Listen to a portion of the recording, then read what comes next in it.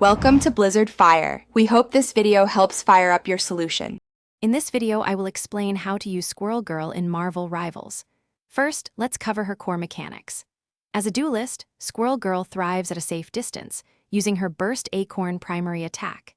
Each acorn deals 110 damage and bounces off walls, allowing you to hit enemies around corners or in tight spaces.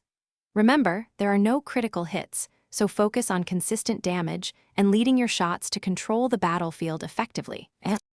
Next, let's explore her versatile abilities. Tail Bounce is your primary mobility tool, launching you 9 meters high to gain advantageous positions or escape threats. It has an 8-second cooldown.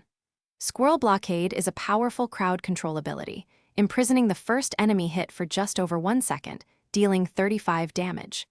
Mammal Bond is crucial, instantly reloading your burst acorns and resetting the cooldown of one other ability, like Tail Bounce or Squirrel Blockade, on a 12-second cooldown. Now, let's talk about her game-changing ultimate, Unbeatable Squirrel Tsunami.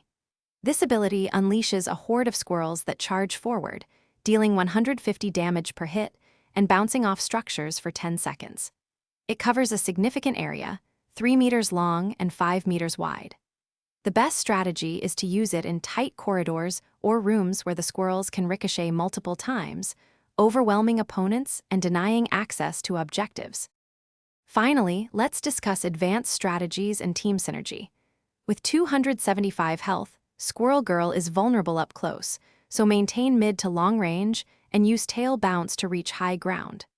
Her team-up with Spider-Man grants the Webbed Acorn, a bomb that ensnares enemies for 1 second and deals 80 damage, perfect for setting up kills. Always practice leading your projectile shots and wisely manage your ability cooldowns to dominate the battlefield. Thanks for watching. If you found this helpful, don't forget to like and subscribe.